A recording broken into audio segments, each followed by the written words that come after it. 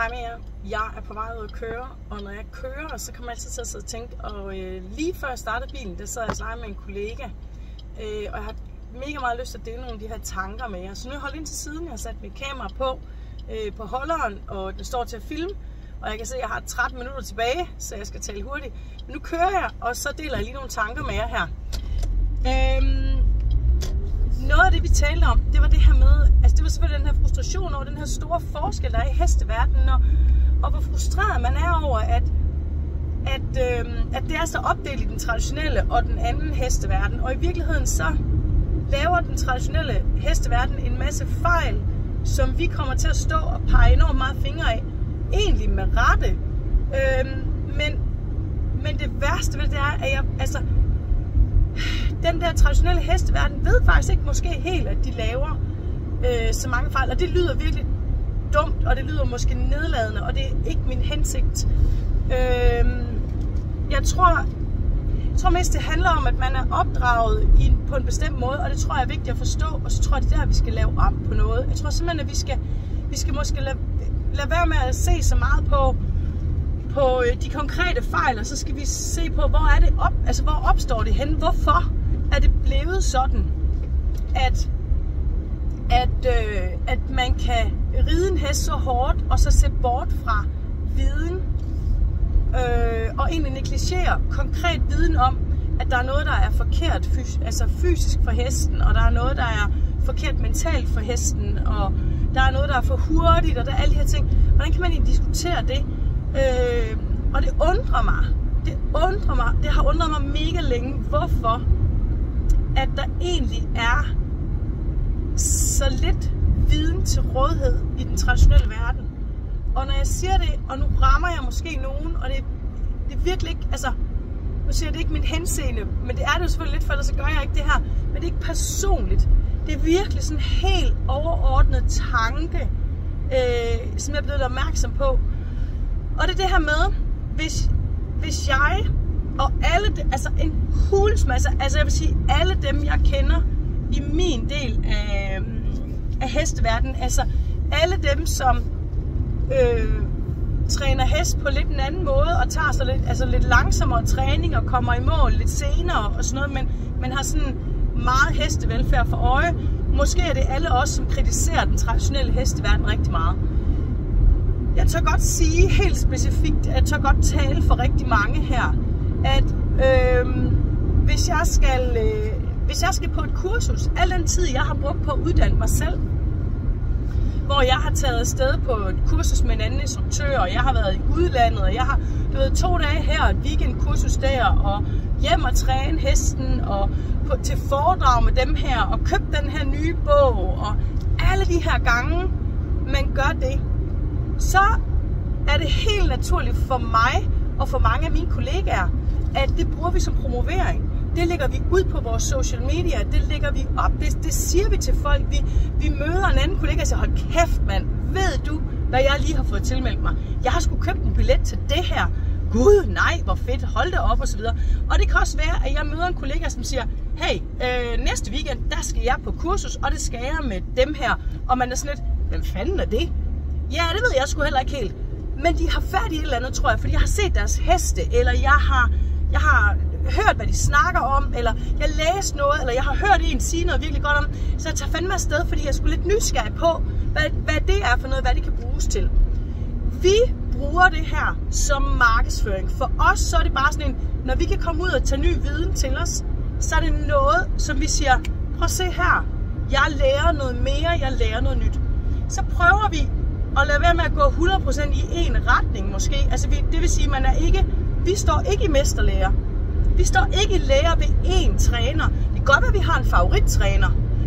Men en favorittræner er også typisk en, der siger, og så skal du lige huske og også at kigge lidt på noget andet. Husk nu lige at blive lidt dygtig til flere ting. Fordi det er vigtigt. Vi kan jo ikke... Det er svært at have et menneske, som kan alting med en hest, alt det korrekte træning, og som kan kommunikere med mig hele vejen igennem, så jeg forstår alt, hvad det menneske siger, og så videre. Vi er nødt til hele tiden at læse noget fra nogle andre, og Lyt til et webinar, lyt til en podcast, se en dokumentar, tag på kursus med nogen, tag ud til en demo, til et foredrag, til alle mulige ting. Fordi jo flere måder vi hører noget på, jo bedre sidder det fast, og jo flere redskaber får vi også selv til at kommunikere det videre til vores elever. Vi får flere vinkler på, når vi møder heste og ekvipage rundt omkring på, hvad kan det her stamme fra, hvad er det her for noget? Så er det også meget brugt af mig og blandt mine kollegaer, det her med, at man er ikke kun på ridekursus, man er på kursus med, man er ude til et foredrag med omkring tandpleje, man er ude til et foredrag om noget fysisk træning, man er ude til foredrag om behandlinger, om udstyr, om adfærd, især adfærd, om kropssignaler, om hestens kropssprog, om signaler, alle mulige ting. Det er markedsføring. Det er noget, vi bare gør for at gøre os dygtigere, og vi praler af det. For det skal vi kraftedeme, men vi praler mega meget af det. Og jeg vil bare ærligt sige også, når jeg læser et eller andet fra nogle kollegaer, der siger, hov, og prøv at se, jeg sidder lige på det her kursus, eller jeg har lige været til det her, eller jeg har købt den her nye bog, så bare sådan, hvad fanden? Hvad er nu det for noget? Hvorfor har de købt det? Det var nej, det skulle jeg også have været på. Så man bliver faktisk også en lille smule misundelig til, ej gud, hvor er det fedt, at hun skal afsted på det her. Gid det var mig, hold da kæft, ikke? Så møder man så beriderne. Og jeg ved godt, det her det lyder meget som om, at jeg vil tale ned om beriderne, og det vil jeg faktisk ikke. Hold kæft, jeg har fået respekt for det. Altså jeg har virkelig fået respekt for, hvad det vil sige at være berider. Hvad det vil sige at tage en uddannelse, og hvad det er for et værv, man lever i bagefter, når man er berider. Men berideren står i mesterlære, og jeg har ikke sat mig nok ind i det. Jeg kan ske at tage fejl i noget af det, jeg siger nu. Men jeg ved ikke, om der er en regel om, at man skal stå i mesterlære flere steder. Hvis man er landbrugsuddannet, som jeg er, det er jo også en mesterlære, så må jeg ikke være det samme sted i hele min uddannelse. Jeg skal ud og være et par forskellige steder som minimum. Det er jeg klar over, om det er på berideruddannelse eller ej. Men det er gået op for mig, at det er i hvert fald sådan, det føles sådan, og jeg er nok nødt til at sige, altså det er virkelig min mening, at det er sådan her, at det er sådan, det er. Jeg ser måske ikke, og det er jo ikke fordi, jeg har dem i mit netværk heller, så jeg skal også passe lidt på, at jeg dømmer måske lidt meget her, men jeg spekulerer bare på, om det er det samme inde i den almindelige hesteverden. Jeg tænker, når man står i mesterlære, jeg har i hvert fald været i den traditionelle hesteverden nok til, og jeg møder folk, der fortæller mig om deres færden i den traditionelle hesteverden, også som beriderlærer, og jeg kender folk, som er sprunget fra deres lærepladser som beriderelever, fordi de ikke føler sig tilpas i det. Og alle steder, der hører det her med, at man står i mesterlære, og at man er meget lige der. Altså man er meget der, man bor der, man er der, man lærer at beride ronde den, man står under. Og der er måske lidt en tendens til, at hvis man siger, hey, næste weekend, der vil jeg gerne lige afsted til det her kursus her, så kan det godt være, hvis man går ud og får undervisning af nogle andre, at det ikke er så velset. Og jeg gætter, det er med på. Og hvis der er nogen, der ser det her, der berider, som siger, prøv at sådan er det overhovedet ikke ved mig. Her ved mig, der skubber jeg virkelig mine elever ud. De skal sætte ud og lære nogle andre end mig, så de bliver noget bredere. Så vil jeg mega gerne have en kommentar på den her video her.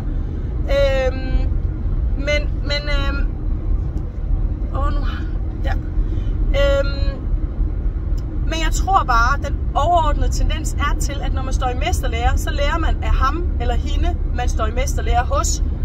Og hvis man så kigger for meget udenom der, så kan man hurtigt blive stemplet som, at man er utaknemmelig, eller måske ikke mener, at det man lærer her er godt nok.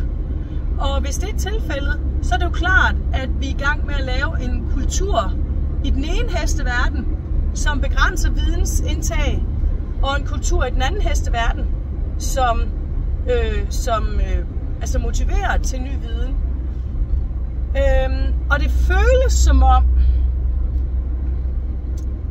sgu som om, at den traditionelle hesteverden, om man er underviser, eller træner, eller berider, eller hvad pokker man er, det føles som om, at man ikke skal skilte med, hvis man er ude på et kursus, eller man sætter sig ned og læser en bog, eller man lytter til en podcast med nogle spændende trænere eller noget andet.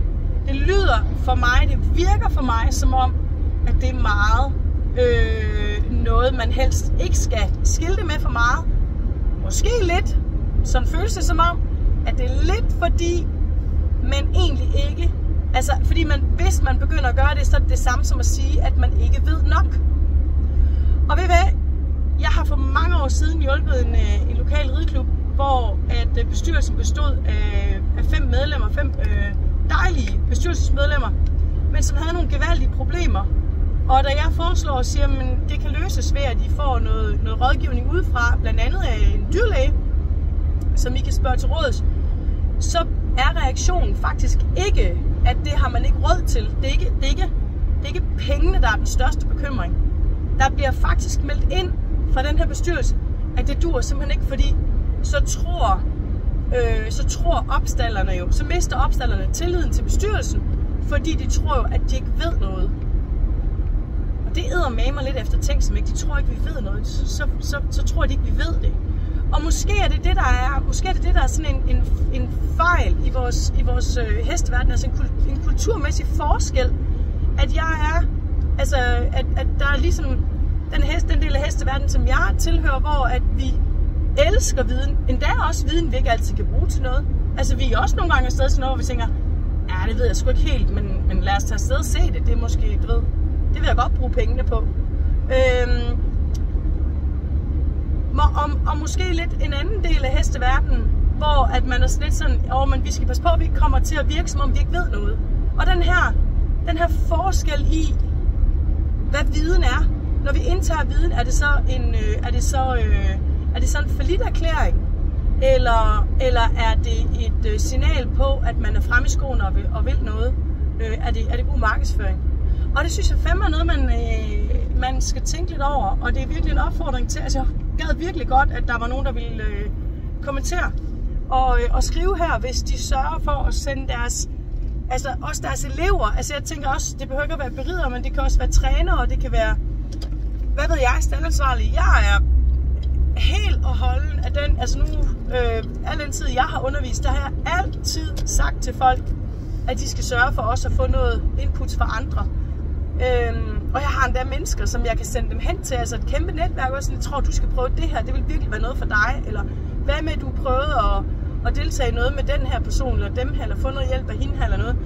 Fordi vi skal lande i, hvordan vi lærer nok, især os, som skal give det videre til andre. Vi skal sagonere med at passe på, at vi ikke bliver for entydige og for ensporede. Og vi ikke får lavet sådan nogle ø-samfund, hvor det er min sandhed alene. Og hvis ikke du kan lide lugten i mit bageri, så skal du bare forsvinde, for så er jeg slet ikke interesseret i at have med dig at gøre eller noget. Vi skal virkelig have sådan en, altså vi skal sørge for, at vores videnspulje, den kommer op. Og så skal vi sgu til at gøre det sexet. Vi skal have gjort det pisse sexet at tage ud og lære noget. Gør det attraktivt og virkelig påskynde dem, som tager på nogle andre kurser. Og det kan godt være, at man tager ud på kurser, men det gælder jo nok ikke helt, hvis de kun er 100% lige inden for det der, man 100% selv laver. Altså det er også det der med at være lidt bred og få lidt andre ting på. Og adfærd er jo altså bare en af de der ting, som man kan sige, skal være med